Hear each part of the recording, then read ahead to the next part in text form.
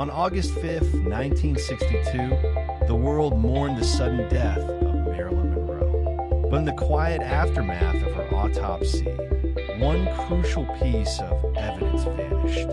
Her brain, an organ vital for toxicology, for understanding her mental state, and for forensics.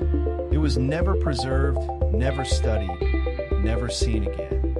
Marilyn Monroe, Norma Jean Baker, the ultimate Hollywood star.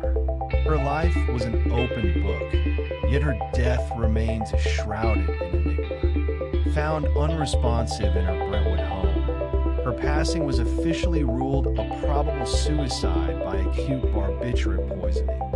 Dr. Thomas Noguchi, the famed coroner to the stars, performed the autopsy. A meticulous process designed to leave no stone unturned.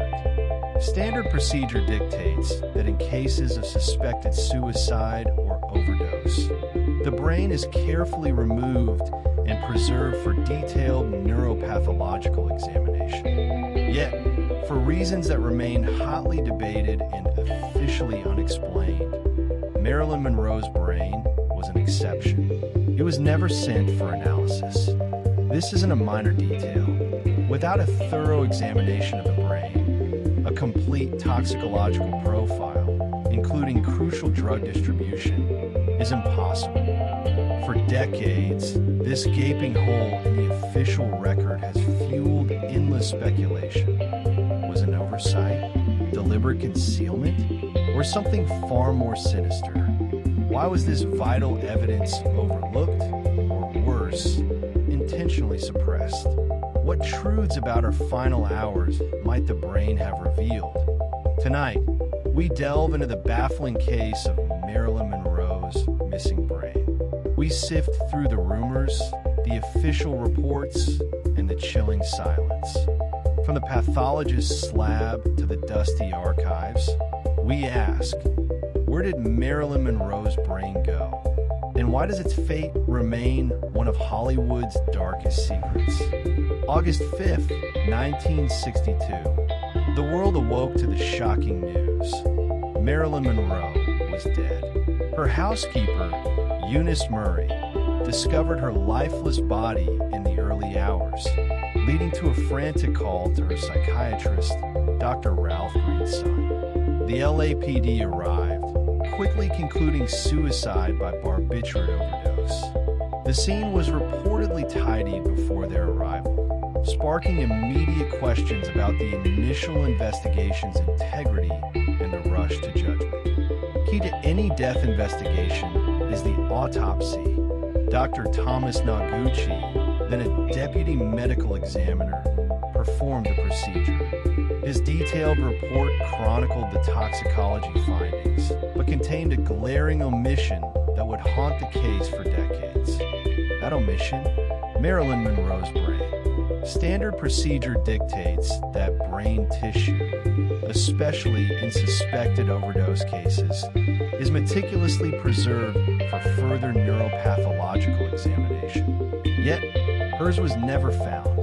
Dr. Noguchi later stated he sent the brain tissue to the toxicology lab, as was customary for drug analysis.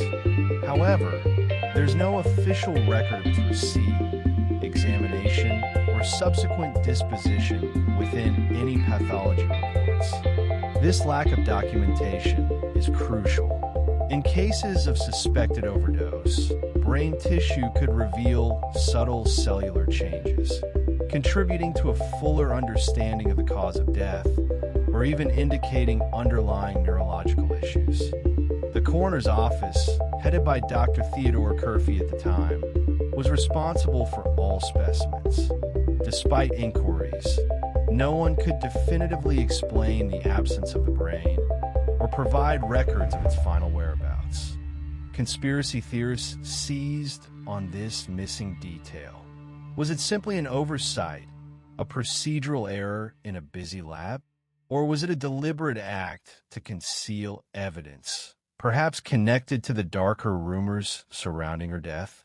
Some speculated the brain was intentionally destroyed or misplaced to prevent further analysis that that might contradict the suicide ruling. Others suggested it was retained for secret government research, a macabre souvenir of a cultural icon. The scientific capabilities of 1962, while advanced for their time, were limited compared to today. Yet, basic pathological examination of brain tissue was routine. The absence of documentation is what remains truly perplexing. Despite renewed investigations in the 1980s and countless journalistic probes, the mystery of Marilyn Monroe's brain persists. No definitive answer has ever been provided, leaving a crucial piece of her final puzzle unsolved. The brain, a repository of thought, emotion, and life itself, became a symbol of the enduring enigma surrounding Marilyn Monroe's tragic end. A vital piece of forensic evidence, forever lost to history, or perhaps deliberately hidden. Marilyn Monroe's brain, preserved in formaldehyde, has become a scientific enigma.